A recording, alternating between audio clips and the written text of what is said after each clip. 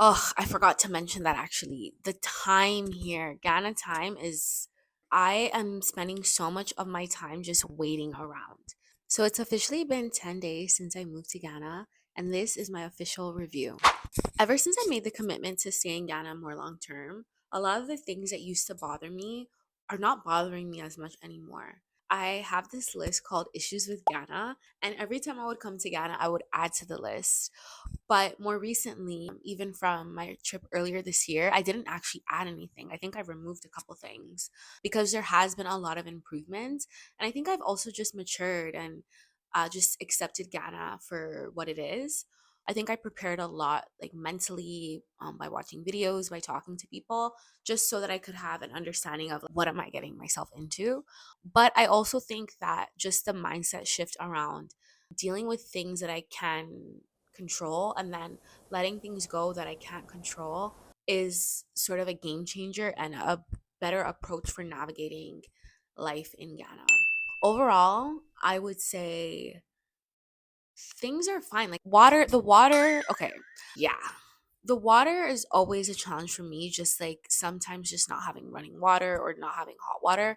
But I think I've been managing okay. It's making me more conservative with my water usage. I'm planning, I'm more mindful. So I think that's good overall because I can't just let the tap flow just like that.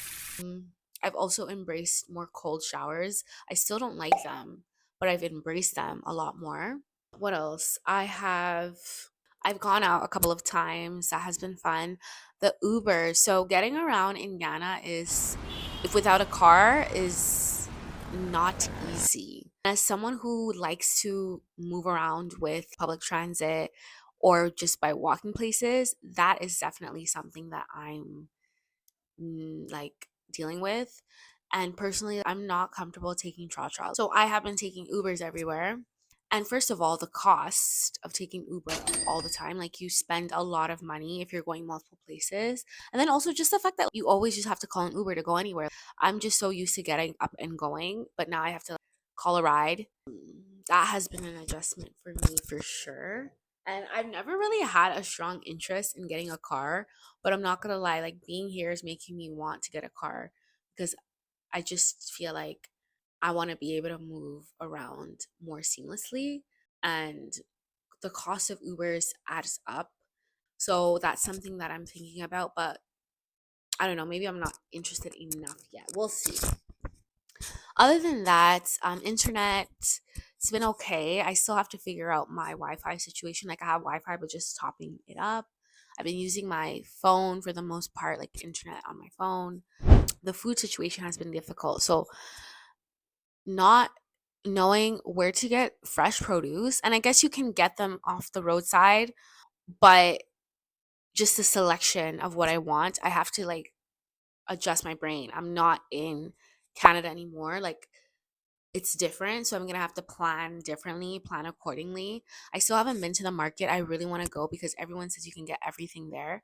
I just haven't gone. I've been finding it challenging around like cooking because I just don't have food with me. And I don't love the idea of like eating out all the time. It's just not something I want to do. So that's been challenging. And the cookware, just finding like a good frying pan has been tough.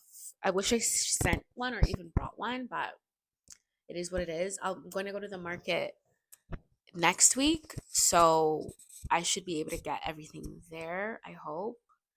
But I'm giving myself time to adjust. Like it's a completely new environment, it's a completely new country, continent, new way of living, new like mentality here. So I'm not gonna stress myself. I was stressing myself over not having everything figured out or like not knowing things because I'm so used to figuring everything out. But I'm not going to continue doing that. I'm trying to be a lot more open minded and accepting and understanding of things. It's so interesting in Ghana. People will waste your time. Oh, I forgot to mention that actually. The time here, Ghana time is like I am spending so much of my time just waiting around. Like literally just waiting around. I attended my cousin's wedding earlier this month. We did a lot of waiting. I went to a birthday dinner I was waiting there for like an hour for people. I had an electrician come by to fix things. It literally took up my whole day. If anybody is coming to your house to fix things, basically just it's a write off for the day. They're literally gonna take the whole day. I was told they were gonna come at 8 a.m. They didn't come until 11 a.m. Okay. And they came, looked around for like 15 minutes, said they need to leave and go buy stuff. They didn't come back for another 3 hours. And it's just normal. And I think the reason why I'm not even remembering these things of things that have happened is because I've just changed my mindset just to know like this is expected. It's not what I would like to happen, but it is what it is. But 10 days in, honestly, I'm just happy to be here. I think that was just a goal. Just get here and yeah, just be in Ghana. So I don't have that much to say because I'm just happy to be here, honestly. And my mentality has shifted knowing that I'm here for not just a good time, but for a long time. And I think that shift has helped me just be more understanding of people. And there's other things that I can comment on in terms of like behavior.